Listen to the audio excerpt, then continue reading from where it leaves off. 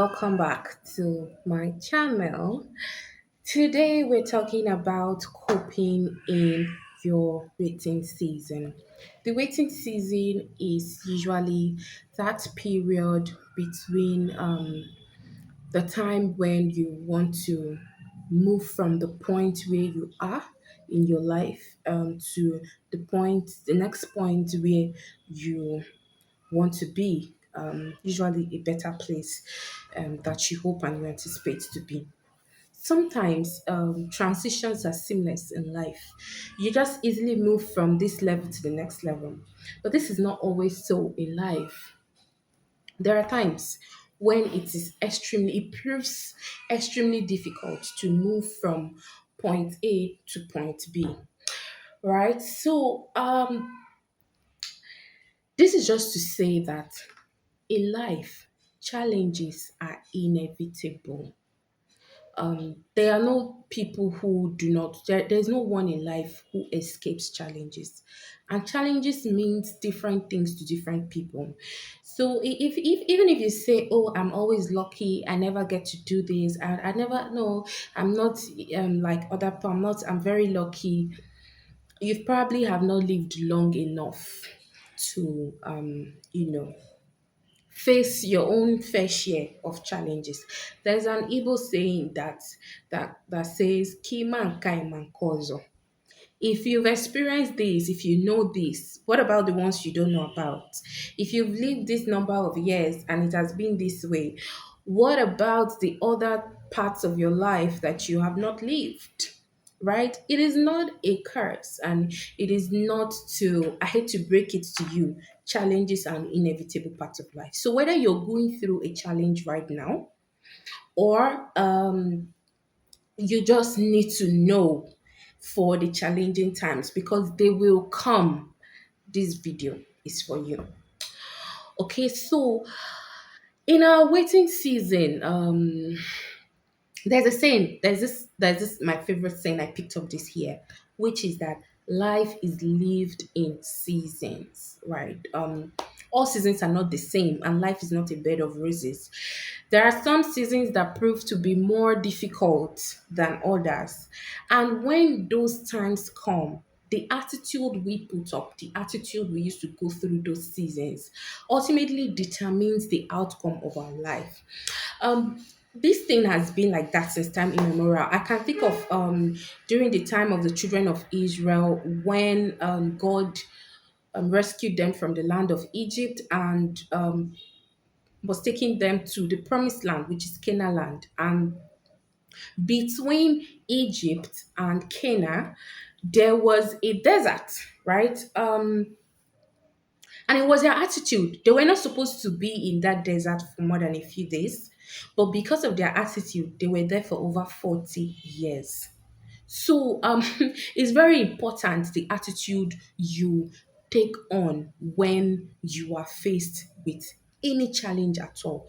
Because there's this thing I've come to know in my life. Like I always say, I have not lived for a very long time, but I've been here for a while. And I know from my life that if you do not learn the lessons quickly, that you're supposed to learn from a situation, you will stay stuck in that situation, or that situation will keep repeating itself like a circle until you get the lesson. And this is why the children of Israel were stuck for 40 years in the wilderness because of the attitude they adopted while trying to get to Canaan. You will not get to your promised land with that attitude. Trust me, God will try to weed out the attitude that is going to make your blessing become a problem for you. So until you get the lesson God is trying to teach me, trying to teach you rather, whether you're paying attention or not, you're going to be there until you get the lesson. And that's one thing that we need to know. So how do you respond when challenges come? The worst thing you can do to yourself is to start by saying things that will demoralize you. Because those things are counterproductive. You say that, oh, as a a means of as a self defense mechanism. You say that out of self-pity, but it is counterproductive. It doesn't do anything for you to say, oh, I'm always unfortunate. You are defeating yourself, because when things happen, the devil is trying to also capitalize on those things to destroy your life, to make sure that you do not reach where you're supposed to get to in life. So then when you begin to make confess positively and speak to your because the things you say also goes to your subconscious mind, and it now determines how you're going to respond to it. So you don't take a position of defeat. Defeat is a mindset. If you accept defeat in your mind, you are defeated. Nothing can save you. Yes, take it from me. If you accept defeat in your head, you are already defeated. So stand firm. Be ready for challenges, because challenges are an inevitable part of life. What is life without challenges? What will we ever be if we do not face challenges? How will we grow if we don't face challenges in life, right? So stand firm and look at the challenge and say, I will be bigger than you. It is that simple. Like, there's something I always do, and I've had my fair share of challenges in life. I've not lived long, like I've said, but in the short while I've been around here, I have had my very fair share of challenges, and I say that with all confidence. Um, I don't even look like half of what I've been through. But, anyways, one thing I always do that always helps me to overcome is from the very beginning. I do not take on a position where I accept defeat. I stand firm, and I always know that, see, I've been through this,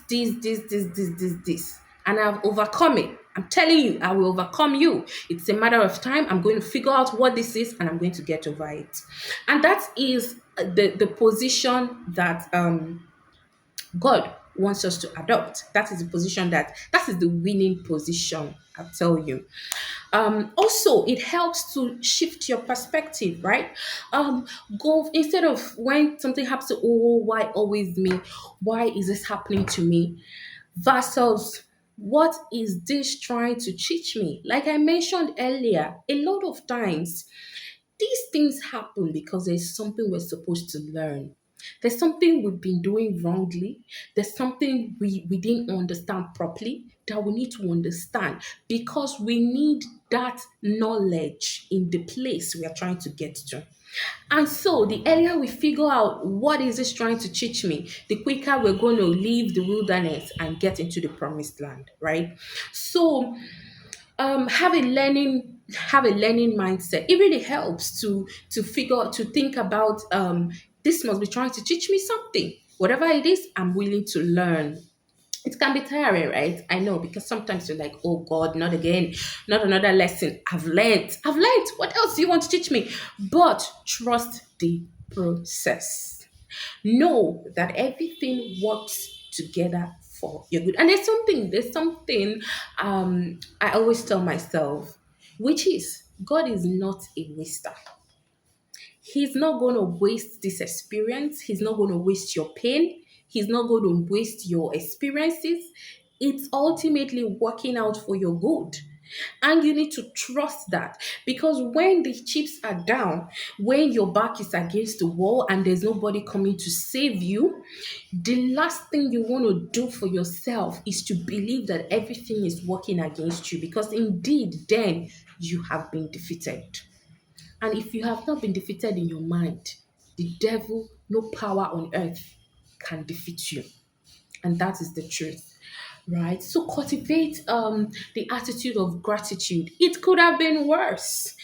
There's a coping mechanism I have, which is that when I'm going through difficult times, yeah, instead of me to look at people who are not struggling, I look at people who have it worse than me. I look at them and I say, I'm not better than this person. This person is a human being like me. I don't even have it as bad as this person. It could be worse. So I'm grateful and I look for things to be grateful for. I'm grateful for this, I'm grateful for that, I'm grateful for this. Trust me, there's always something to be grateful for. Even the oxygen that you breathe. I saw a calculation of how much it costs to get oxygen at the hospital. I think it ran into about 700,000 naira per month. It could even be more, right? I don't know how accurate that calculation is, but I don't have to pay for that. Imagine if I have to pay for that. I mean, how frustrating would that be? There's always something to be grateful for.